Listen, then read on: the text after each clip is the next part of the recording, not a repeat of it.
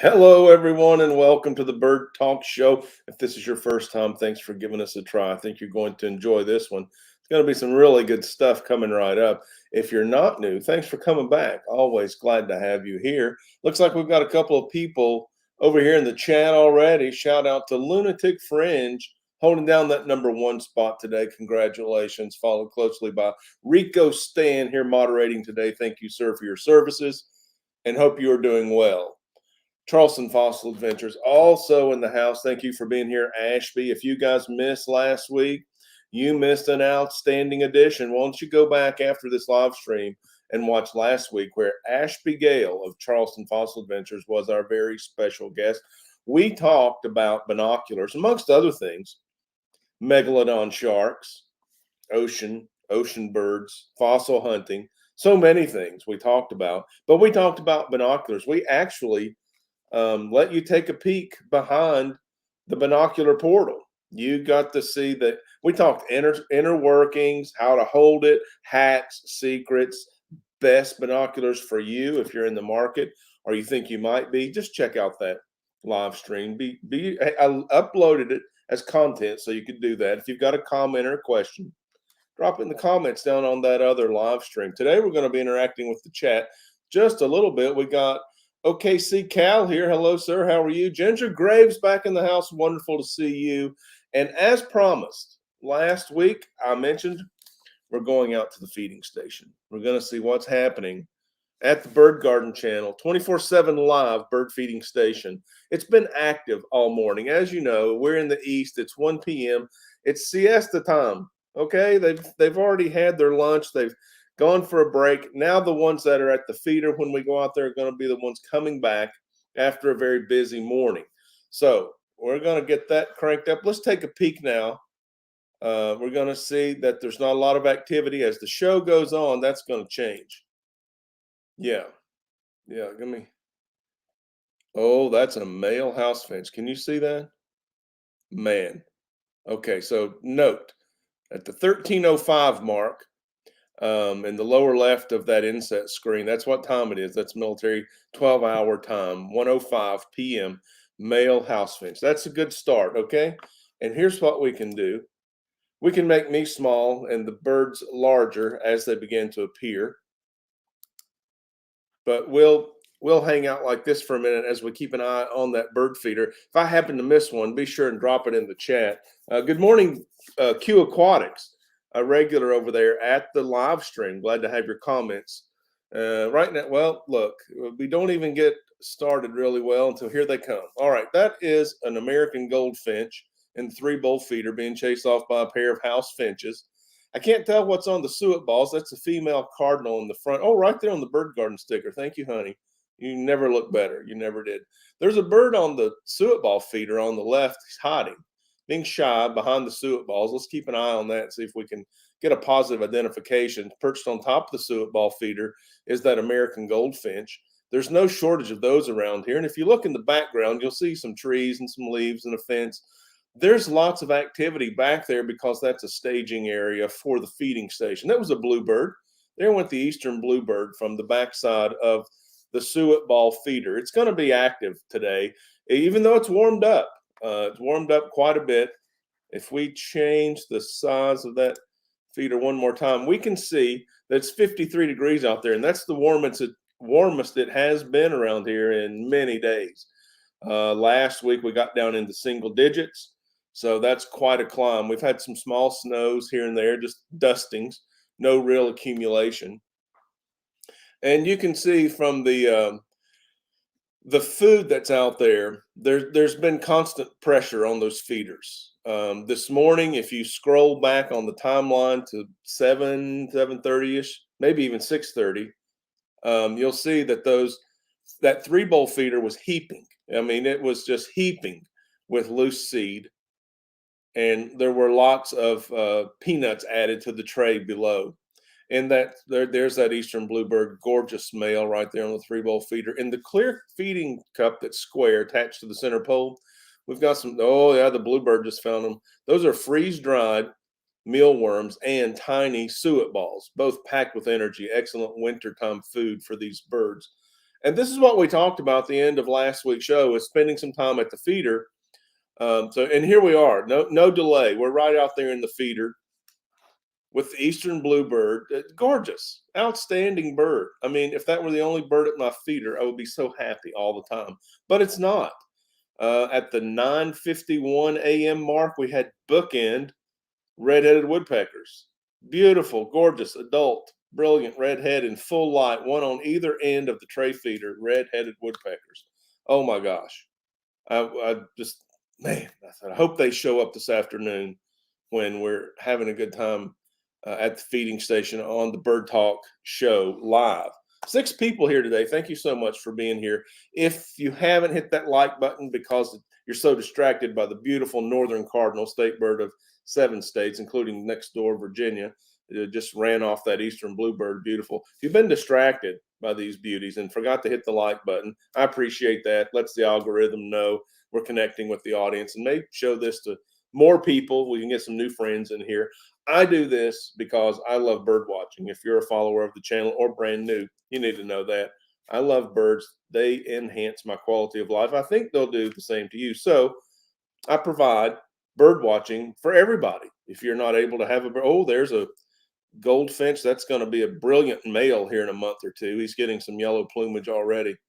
If you're not able to host a bird feeding station uh, at your residence, you can watch mine. You don't have to clean up after them. You don't have to buy the seed. I put it out there for you. It's fantastic. It's fantastic. Hang out in the live bird 24/7 live of the bird feeding station. You'll see people drop in and just talk about how wonderful it is just to watch these beautiful creatures come to the feeding station and basically pose for a photo session. It's something about connecting with nature just soothes the soul. That's what's going on here. So anyway, that's why I do it. It does make my life better. I think it will make your life better. I'm putting it out there. If it does, leave a comment. If it doesn't, you can still leave a comment and give us another try sometime. Maybe, better time of day when it's less hectic for you. Sneak back in there. Give it another whirl.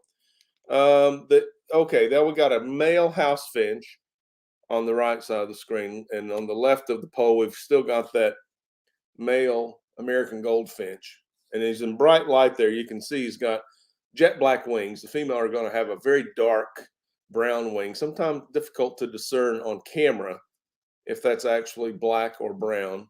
This one has a lot of yellow plumage coming in around the face, so I feel certain that he's going to be a male. Oh, there's the white-crowned sparrow. We only get those in the wintertime. Enjoy those while you can because they're going to be headed out of here, headed back up north for the breeding season. They don't nest around here. As a matter of fact, I've only seen one white-crowned sparrow nest, and that was in Alaska. So they breed way up north. Now, that looks like, in contrast, on the 3-bowl feeder, on the left side of the 3-bowl feeder, that looks like the female American goldfinch. Much duller. The wings are not quite as stark, and that was the male housefinch chasing the female goldfinch around the 3-bowl feeder. There you go. Bright light. You can see the wing color there is, it's not as stark as the wing color on the other. Oh, look at that bright yellow on that male. Excellent center screen bottom male American goldfinch. You could see the comparison there with the female. Thank you guys for being so cooperative. And here comes the Carolina chickadee, very similar to the more northern black cap chickadee, but we have the Carolina chickadee around here. And it does indeed have a black cap, white cheeks, black bib, gray wings, a white chest. Striking little bird. You noticed in the introduction that those things are quite curious, and they have the repertoire of songs. Wow. I mean, one of the most diverse vocal ranges of many of the birds around here. Let's see if I can play that again. Well, there's, hey, 0 birds at the feeder.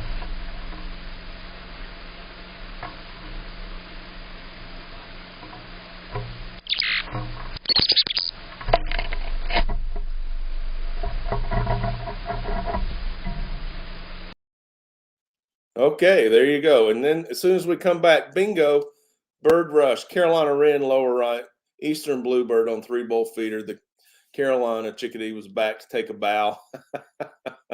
Oh, those guys are so cool.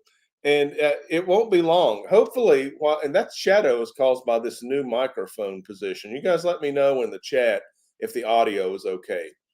Yeah, we're mixing it up here at the Bird Talk Show studio. That Carolina Wren, also an excellent singer. That bird thinks it's 10 foot tall, even though it's just a few inches long. Very bold, very brave. They like to nest indoors. They'll fly under a garage door as it's closing and just learn that as that garage door opens and closes, it can come and go. And before you know it, you've got a nest of wrens in your garage. Be careful. Keep a lookout for that if you're within its range, which is quite extensive. And as someone mentioned in the chat, Lunatic Fringe, there are lots of similar birds. We can call them cousins, very close cousins, but the speciation changes a little bit with the terrain, with the food that's available to them, north, south, east, west. One thing that bird watchers are familiar with is the 100th meridian. Okay, that comes down through Texas.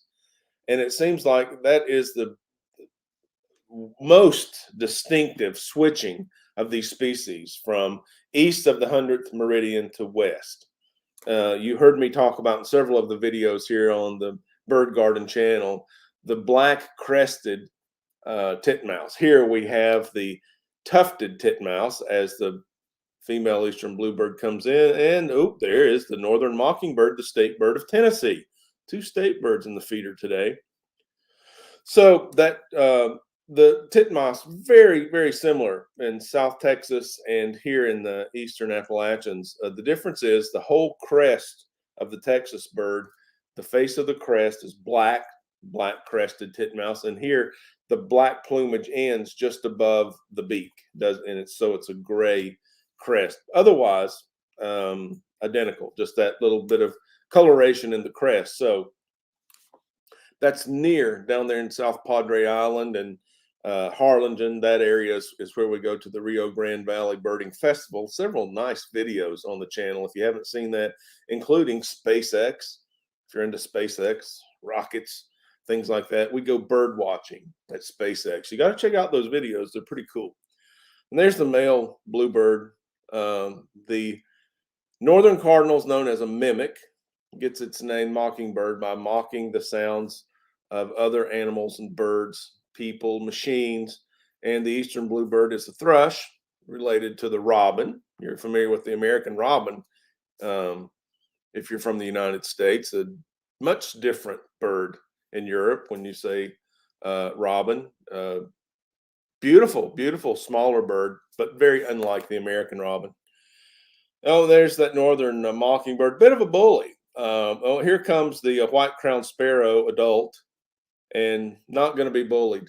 Just not. Just going to come in, take its peanut, and go. It's 53 degrees right now at the Bird Garden Channel feeding station. This is a live 24/7 view of this feeding station. You can watch it anytime. We have had critters of the night, including bears, raccoons, deer mice, squirrels.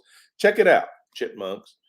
But right now it is in the afternoon. It's relatively slow time compared to the morning. In the morning, you'll see cardinals and sparrows, and then the doves come, and the whole tray is filled with mourning doves. And then the smaller birds will come to the hanging feeders, just in and out. Probably before 8 o'clock, you're going to start seeing woodpeckers, and all morning long, you're liable to see 4 different species of woodpeckers: the downy woodpecker, the hairy woodpecker, the red-bellied woodpecker, the red-headed woodpecker. Several times behind the feeding station on the ground, there's the Carolina chickadee and a female housefinch, joined by an eastern bluebird. Many times we've seen behind, there's that eastern bird, the tufted titmouse, came in, exited screen left. Now we got the chickadee on the right pillar feeder, the male housefinch. Oh, there's the tufted titmouse now on the tray feeder under the female bluebird. We have another bluebird feeding in a 3-bowl feeder. But as I was trying to say before, this flurry of activity interrupted me at the bird feeding station. On the bank behind the feeder, we've often seen the northern flicker, so a 5th woodpecker species. And then in the trees in the background, you can see the trees. We hear and see the pileated woodpecker. There's a female northern cardinal, nice bird. The pileated woodpecker or pileated, either is okay with me. is the largest woodpecker in North America. Oh man, that thing huge. So huge red crest on that male, looks like Woody the Woodpecker, the cartoon. Oh man, great to have those guys around. And eventually, one day, one will happen down to the feeder and enjoy some suet. Now I don't know when that day will be, and maybe it has already been. I just haven't noticed it.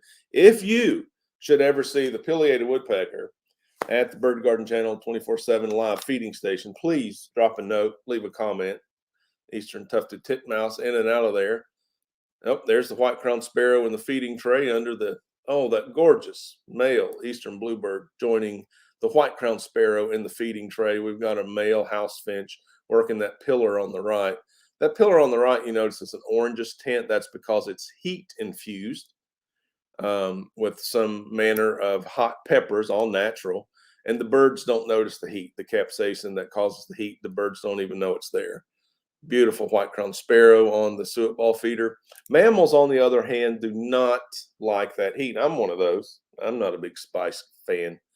I'm a mild guy. So even the bear, the big old bear, came in and licked that heat-infused food and just left empty-handed. Well, that's not true. Watch the video. He actually absconded with the suet ball feeder that's hanging on the left as he tore down the entire feeding station. Yeah, that's a do-over. That's a reset. It was an expensive visit. But as he ran off with the suet feeder, he shook all of the suet out of it. So he left with no food, just took the feeder. I never found it. Jumped over the fence back there at the tree, and feeder gone. Feeder gone.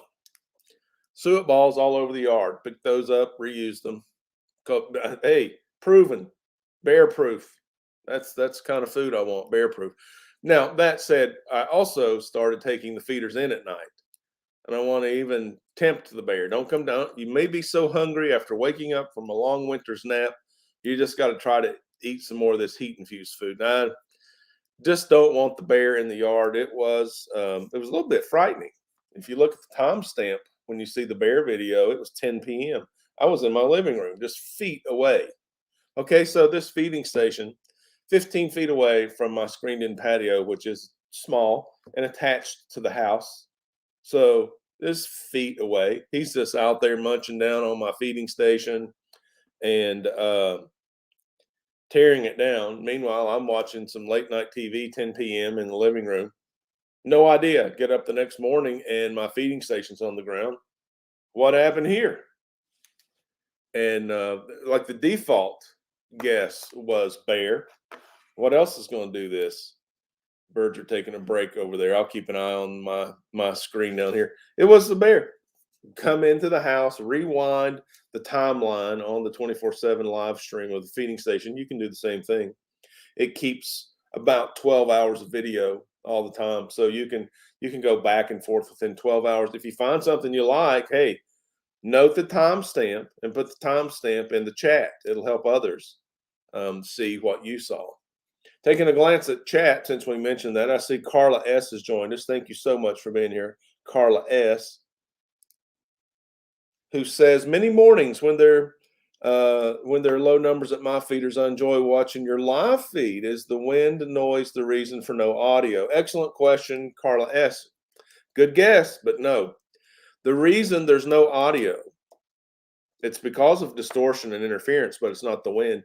It's because of the proximity of the bird feeding station, the live camera, to the Pond Life YouTube channel. That's our other channel, Pond Life. You can go discover that and see that and I did some good videos of the installation of a koi pond with a 26-foot waterfall. Gorgeous, beautiful. The birds love it. But you can imagine the tranquil waterfall that we enjoy listening to. We would listen to it. Well, we listen to it every chance we get. Inclement weather, cold temperatures, the only reason that we don't go out there and listen to it every day.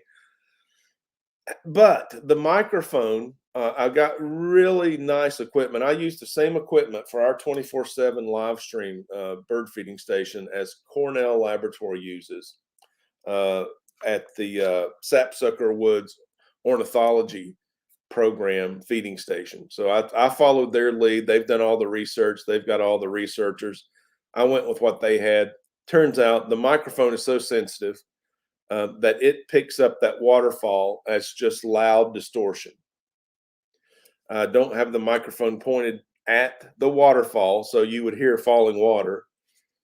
I have it pointed away to try and shield the sound so you can hear the bird sound, and it's just very loud and irritating distortion. So that was a workaround. We just had to turn the audio off, not the original plan, but in order for everything to work, I wanted the Bird Garden YouTube channel to have a 24/7 live stream. We accomplished that. Thank you guys for being here today supporting it.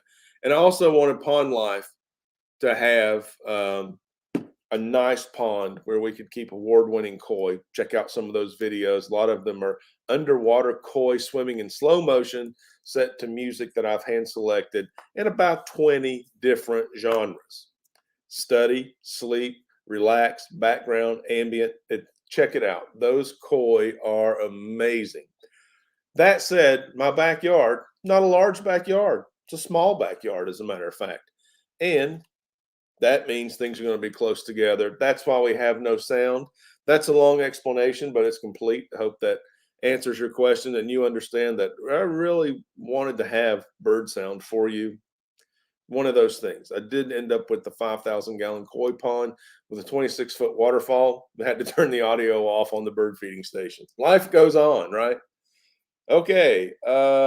Charleston Fossil Adventure said, when working at Wild Birds Unlimited, Ashby is a former employee of Wild Birds Unlimited, which, by the way, has supplied us with all of our food and feeders, unsponsored. There you go. You're not missing anything over there yet, but it won't be long. Now, I'm not looking around the screen. That's total illusion. I'm not. Just looks like I am. Anyway, I'm having fun with the monitor. Ashby worked at Birds Unlimited. That's all of the things you see there, except for that cage feeder, that green cage feeder right side of the pole. All of that came from Wild Birds Unlimited. I've been feeding birds for over 50 years, and my experience has brought me here. Do you have to use Wild Birds Unlimited? No. Do you have to use their seed? No. No. Much simpler. Watch a few videos. Let's see. I think I did a video, the easiest way to feed birds or something like that. Start there and go wherever you like. This is where I've ended up. This is the culmination of all my experience. Wild Birds Unlimited provided the best opportunity for me to accomplish what I wanted to accomplish. Also turns out Cornell Labs using the same thing. Okay, so Ashby says he told his customers to put their pole system on a patio base with stakes, so if a bear knocks the station over, no poles would snap. Well, that is an excellent idea. And truly, if that had been on a patio stand, no poles would have snapped. Unfortunately, if you look at the terrain, the pole is installed on a very steep incline. I'm making my arm like the incline. It's no exaggeration. Okay, you see how close those steps are in the lower right-hand corner? Whew, man, it's straight up a hill. Almost when you're walking up the hill, you can almost stretch your arm out and touch the ground ahead of you. So the patio base would have been tilted severely, and the pole would have either stuck out or it wouldn't have had much help either way. So the patio, if you got flat terrain, absolutely use a patio base. Wind, bear, whatever, you're going to be these things that they're hanging on, the hanging arms that are off screen. I can't adjust the screen to show you, but they're like they're hooks that go around the pole, so you can move them, raise them, take them on and off. They're not fixed. They're not going to bend if that thing falls over. The only way they bend is if a bear thinks they're monkey bars and just shakes them to the ground trying to get some food that's not burning his mouth. And that said, that suet balls, the pillar feeder on the right, are heat infused. And every time I have the opportunity to get the heat infused food, especially spring, summer, fall, I get the heat infused food.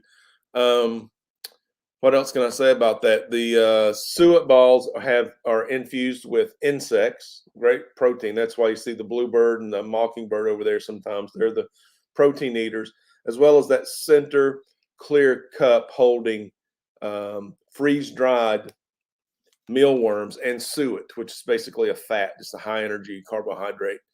So the pillar feeder on the right, they call that a no mess seed.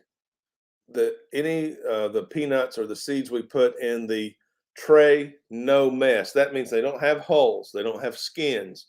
So everything is 100% consumable by the birds, which means there's no shells or skins accumulating holes below the feeder, which can attract bacteria and rodents. So it's 100% consumable, no mess, heat infused most often. And that's all that runs your feed bill up. So if you've bought art at an auction here at the Bird Talk Show, thank you very much. It helps us keep the quality food that could otherwise be purchased. If you're on a budget, there is budget food available. You can buy bird food at the dollar store. Everything's a dollar. I don't know if I recommend that. I don't know if I don't recommend it. I've never tried it, but that just to say, yeah, you can spend a little bit or you can spend a lot. Prior to using, just a few years ago, before I introduced myself to this Wild Birds Unlimited setup, I was using bulk food purchased at a big box store. And I could get a 40-pound bag of black oil sunflowers with the hull and just use that alone. And I did for years, just black oil sunflower seed. It attracted all the birds in my yard, including the blue jays. The woodpeckers would come by. Sometimes in the winter, I would get a little suet cake and hang it out in a cage for the woodpeckers. But the black oil sunflower in bulk, really inexpensive, lasted a long time, 3 seasons. I probably would go through one bag in the colder months and then one bag in the other 9 months, something like that. Once springtime comes and all their native foods are back in bloom and bearing, they don't need as much. They're more into staying on their territory and raising their young.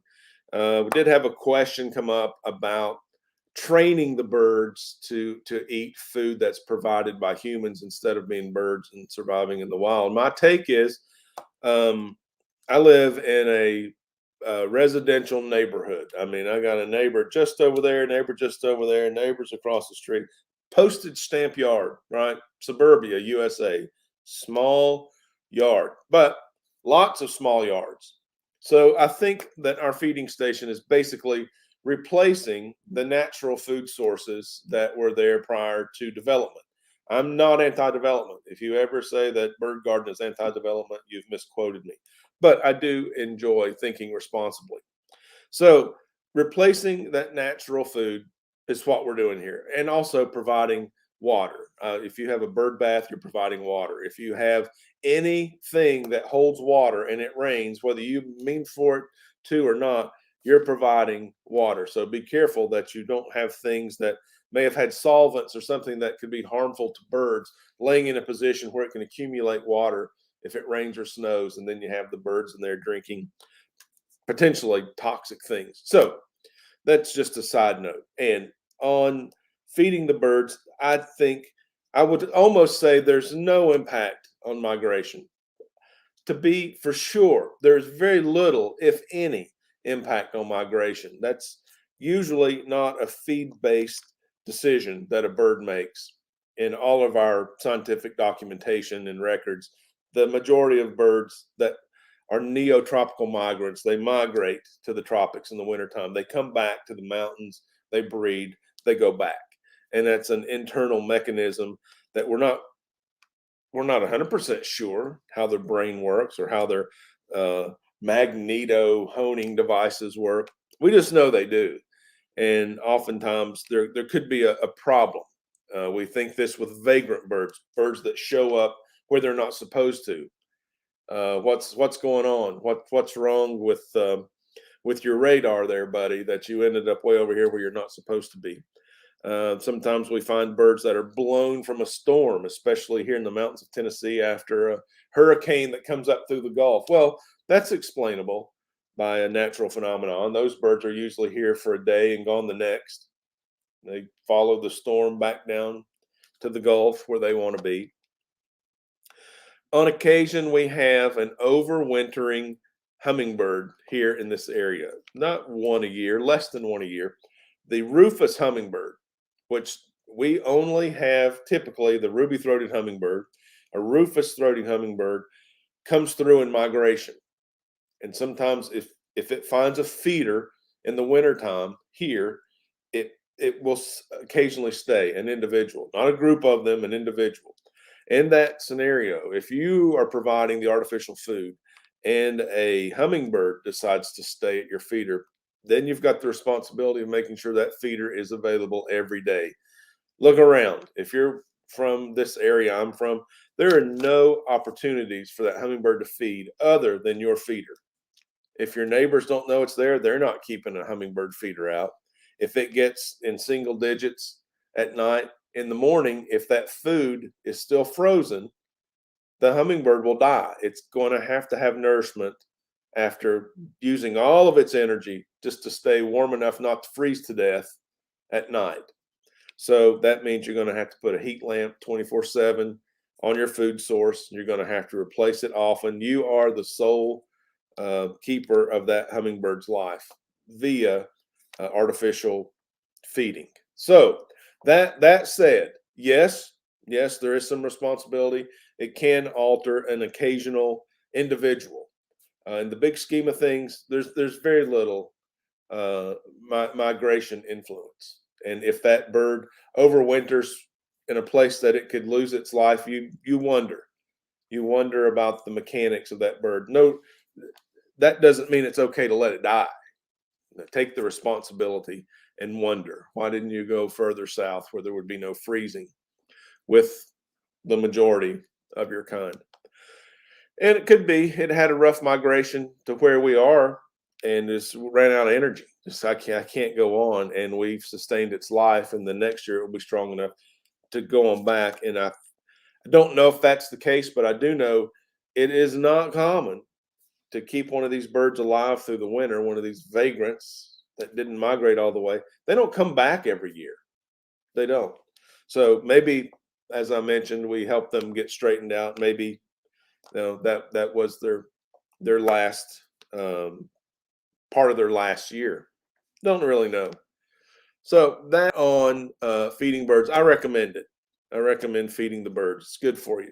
I don't think it hurts them, especially if you use quality foods. And last year was our second breeding season. We had at least 6 nests in the yard, and dozens of families coming to the feeding station after the young fledged. It was a beautiful, beautiful thing. So happy to have this little feeding center for the birds of our immediate area. We've been going for 34 minutes now. We got 8 people here supporting. Thank you so much for being here. And then we got any questions? I'm looking. If you have a question, leave it in the chat over here, and if you'll put at Bird Garden, it will highlight so I can find it real easily. Charleston Fossil Adventures. We love avian. It's a paleontology propaganda going on. We love alien dinosaurs too. Oh, or birds, right? That's what we call them now. Yeah. Different birds from one side of the continent to the other. Some are similar but have different migration routes. Absolutely. And we are in a flyway where I'm at here in eastern Tennessee, these mountains. A lot of it has to do with the mountains causing an updraft. The hawks and the soaring birds, they come over by the thousands, no exaggeration. And then the warblers you see, every hawk count I've been on, hawks soaring on the thermals, the updrafts, mountains full of warblers, like maybe taking the same track. There's a place we go migrant watching, what is known as Carver's Gap. You can look that up on Roan Mountain, Tennessee, and it's a definite low spot. I was up there one day in the spring, and probably in a span of 15 minutes, 200 warblers zoomed right over our head. Yum, yum, yum. I was able to identify a few of them, but they were not slowing down. They were not feeding. They were migrating. Like, listen, springtime, I got to get up here and build a nest. I'll holler at you later. See you, pal. 200 in 15 minutes. That was a record. It was unfortunate. I kept trying to identify them. They were just flying too fast. Yeah, so migratory paths, definitely. We follow on weather radar the birds leaving the Yucatan Peninsula down there in the Gulf of Mexico en masse. They look like a heat cloud, just a huge heat cloud, like they all bunch up and go together. And that's why these places called migrant traps along the coast are so popular for bird watching, especially during that spring migration when those clouds of birds are leaving together. If they encounter a storm that encroaches upon their path and they're having to fly through that rain, it wears them out. So then the very first land they see, they call it a fallout. They get down on that land and they rest and they eat and they drink. But that storm, the wind and the rain really takes it out of them. So a fallout is predictable. Then you can go to Dolphin Island, Alabama, and see thousands of birds littered on the beach, and some dead. Not all make it. They wash ashore, but most they do make it. They're just tired and they're resting on the beach and in the dunes and low in the trees. And I mean, an undescribable sight. Dolphin Island, decades ago. 150 indigo buntings. Okay, dark purple blue bird. Oh, just brilliant in the right light. They're iridescent. Blue birds. All right, imagine full screen, just as many indigo buntings as you can put in there, and right in the middle of them, a male scarlet tanager. Scarlet, brilliant red, black wings, amazing sight to behold. That happened. That happened. It was a fallout, and there were birds everywhere, warblers by the thousands. It was a good day. Yeah, it makes me always think, hey, I'd like to go back there. We'll do a show one day. We'll do a show on birding hotspots, and I'll give you all my secrets from all the years, for all the places. I've seen all the cool birds, and a lot of them are so easy to see. I mean, you just drive up. Yep, there it is. Pretty cool. All right.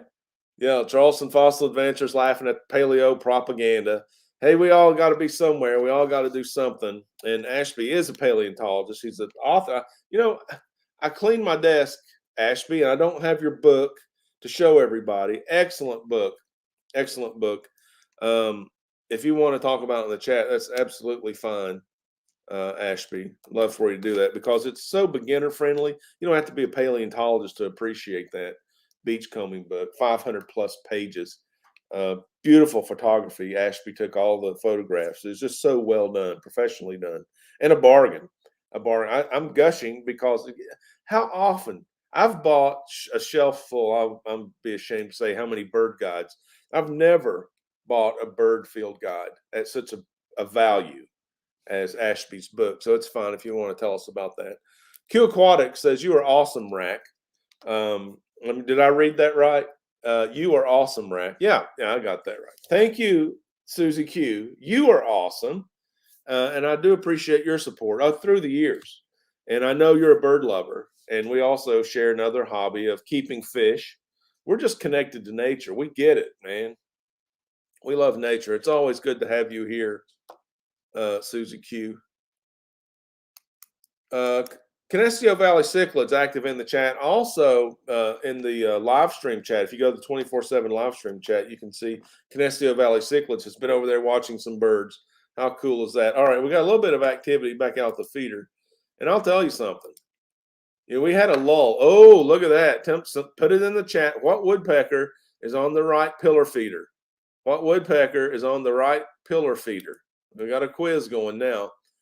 We had a lull in the action there, and I'll tell you, there's been a Cooper's hawk patrolling the area. I haven't seen a strike at the feeding station. It's tough. Titmouse gets chased away by the male housefinch, but there has been a Cooper's hawk in the area, and I wonder if that Cooper's hawk didn't come by recently, as in a few minutes ago, chase all the birds away. Tufted titmouse front and center. Okay, we got Canesio Valley cichlids. He says a hairy woodpecker. He says a hairy woodpecker. Who agrees? Who agrees with Canesio Valley? It's hairy woodpecker. Oh, it's a male. See that red patch on the back of the head? It's a male. Oh, that's all right. We allow typos here. Canesio Valley cichlids. Don't worry about that. Yeah. That male American goldfinch on the 3-bowl feeder. Female American goldfinch on the front edge of the tray.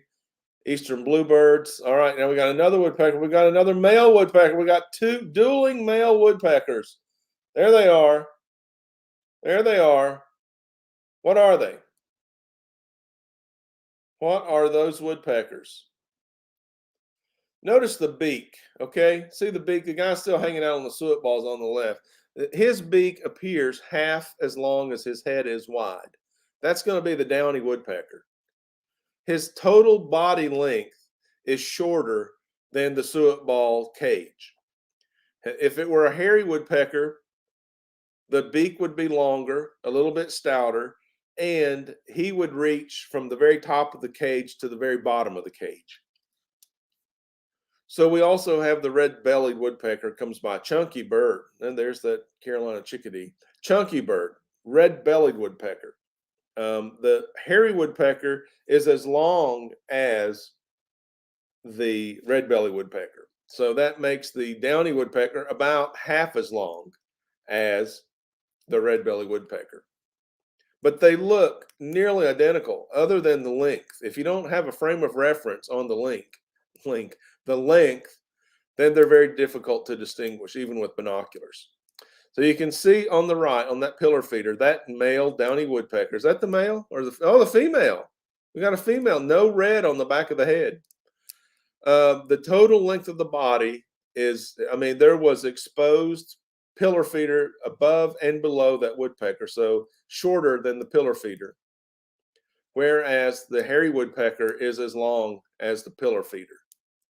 So when you come here, you get tips like this. These are pro tips for advanced bird watching techniques. And you get to see the birds in real life. It hasn't been that long ago. We had a hairy woodpecker on one side of that pillar feeder and a downy on the other for direct comparison. I made a video similar to that. You can check the library for the bird garden video distinguishing between the hairy woodpecker and the downy woodpecker.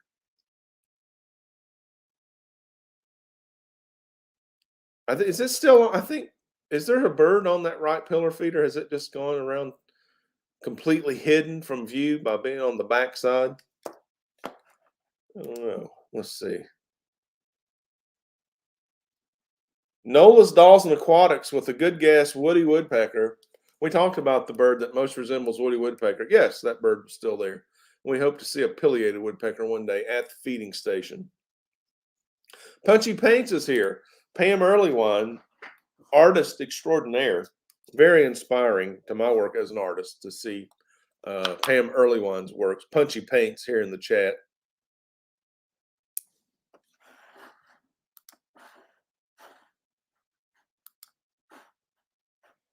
Get that on there. Someone said hello, Stephen. Stephen P. 2003 Aquatics is here also. Thank you for being here, Stephen P. We appreciate your support. Stephen P., I don't know if you've met Ashby, Charleston Fossil Adventures in the chat or not, but he was here and we talked about his book. If you haven't got a hold of his book yet, I think it's one you'd really enjoy. With three American goldfinches. You can see the one on the left, I would say, is a definite female. The one on the right, probably a male. Got some yellow plumage coming in. There's the male woodpecker on the right with the red on the back of the head. And it's just barely longer than half of the pillar feeder. That makes it the downy woodpecker. Also, looking at the length of the beak, it appears to be half as long as the head is wide. Okay, so when the hairy woodpecker comes in, the beak appears to be about as long as the head is wide, and it is as tall as the pillar feeder from top to bottom. So it's about twice the size of that downy woodpecker. Otherwise, nearly identical. Black, white, spots, stripes. The male had black stripe down the back of the head. The male red spot on the back of the head. All the same on the hairy woodpecker. But at the bird feeding station, as I was explaining, you get these tips, and now you've got some things for comparison as far as length and size goes with these pillar feeders, these hanging feeders. There's the little Carolina chickadee checking out the cage feeder. I don't see a lot of activity on that feeder, and again, that's the only food that is not Wild Birds Unlimited. I don't know if the birds have discerned they like the Wild Birds Unlimited feed better or not. Again, not sponsored. Just after years of feeding birds, found this is the kind of feed that I want to feed them now. It works out well for my program. Oh, that looks like the male goldfinch. If you guys hang around for a couple of months, those goldfinches are going to turn lemon yellow. They're going to be amazing. They're a day brightener, and always try to get film of them in the waterfall bathing. That's a fun shoot. It's also very distracting. It's difficult to get some video in the can for you guys while I'm trying to watch beautiful birds in my waterfall take a bath. Killer Kitty 08 tried bird butter for the first time, and the wrens love it. There you go. Bird butter. It's like a suet that you can spread in the bark of trees, or if you've got a special holder, you can fill it up. High energy food for birds. I'm glad to hear your wrens like it. Killer Kitty 08. Thanks for being here. Yes, another downy on the right, Pam. That's right. And so the female lacks the red spot on the back of the head. Do you see the red spot on that? That indicates we got a male.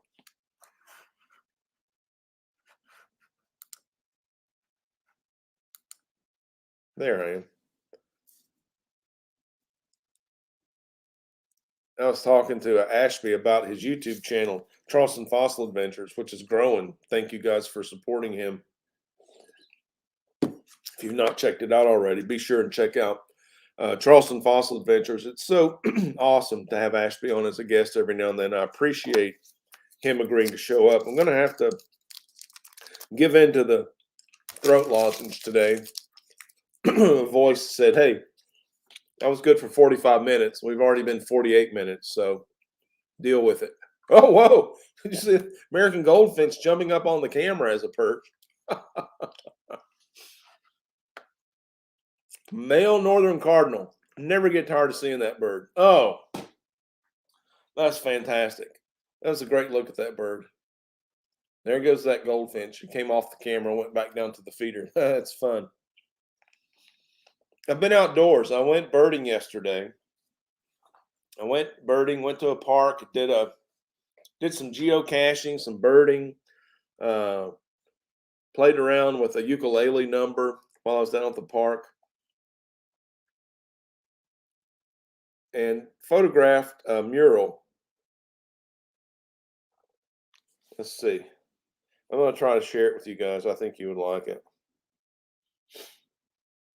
Yeah. Male goldfinch, female goldfinch. Let's see. This is going to go quickly, and we're going to go right back to the birds.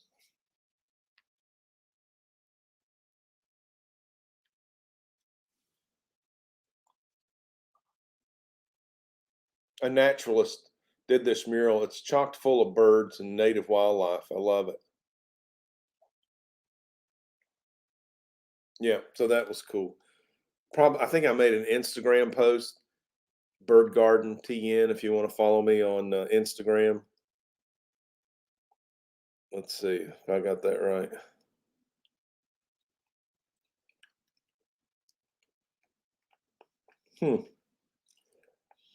Got the red-headed woodpecker as my icon there. Yeah. So you're looking for Bird Garden TN with that red-headed woodpecker icon? I just have a few posts, but you can follow me over there, Bird Garden TN, if you're into that. I'll get some more cool things posted over there. So bird watching, urban bird watching, I love it. I'm going to make a note right now because we need to do a show on urban bird watching. It's hard to live your life immune from urbanity. So if you find yourself in urbanity, it's good to know how to bird watch. Urban birding. Yeah. So I'm going to have to rewatch this myself. And you guys, I'm going to upload this as content. You'll be able to watch it again too if you like. We're 50 minutes in. We're going to close at the 1 hour mark. So if you've got questions, make sure you get those in before we close. If one comes to mind after you leave, or you're watching this on the replay, thank you. If you're part of the replay crew, leave it in the comments. I'm going to check that out. I'm going to have to watch the replay to keep up with all these promises I've made to you guys today. I'm going to follow through with those. Last week we promised we're going to hang out the feeder today. Lo and behold, look what we've done. And the birds have been cooperative. Thank you, birds. Tip of the hat to my beautiful birds out there in the Bird Garden YouTube channel, 24/7 live feeding station, just cooperating so well. There's a couple of American goldfinches out there. Now you can see the wind picking up. Sometimes those feeders will sway like that after a larger bird, a blue jay or a robin, lands on one of the supporting arms.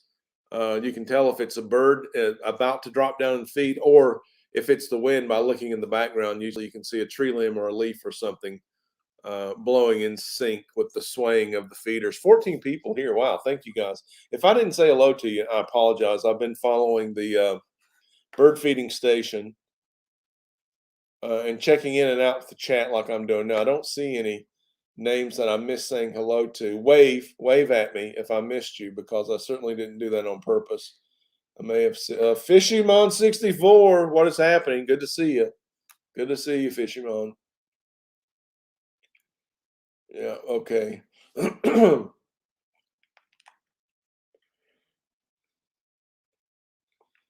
Now, earlier, Lunatic Fringe wanted to confirm that we had a black bear. Absolutely. No grizzlies around here.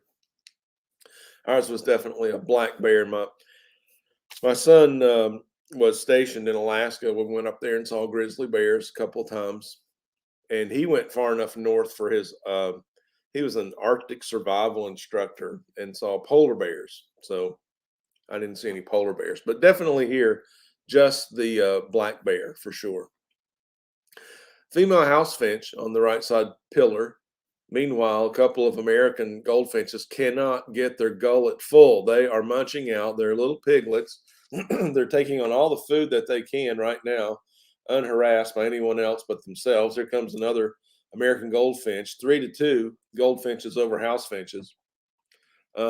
Fairly compatible. You can see there's not a lot of feed competition there. Cornell did a study on beak dominance. See, now there's the northern cardinal, and in the background, lower left, just ran out of the screen, that was a song sparrow, new bird for the day on the live stream. That cardinal definitely had beak dominance over all those birds. If there would have been a confrontation, the cardinal would have won. And there's the male eastern bluebird, gorgeous. Just wow.